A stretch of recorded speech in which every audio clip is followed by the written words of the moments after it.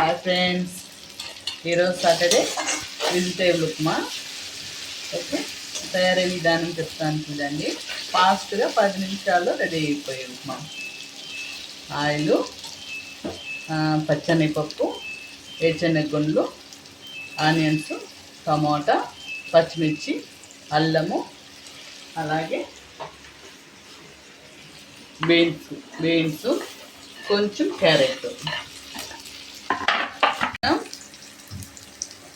Friends, పిల్లలు బాగా ఇష్టంగా తింటారు ఫ్రెండ్స్. పిల్లలు ఇలా తినరు కదా, ఇలా దీంతో ఉప్మాలో కానీ ఇంకా రైస్లో కానీ ఇలా మిక్స్ చేస్తే బాగా తింటారు. ఇది బొంబాయి రవ్వ,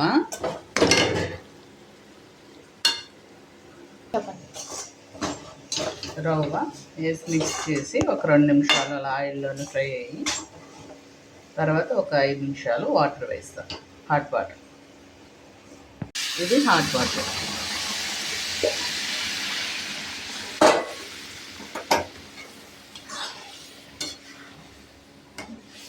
రెండు నిమిషాలు క్లోజ్ చేసేసుకోవచ్చు.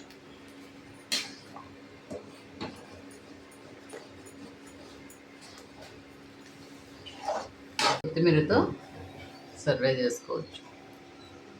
అంతే, 5 నిమిషాల్లో రెడీ అయిపోయిన ఉప్మా.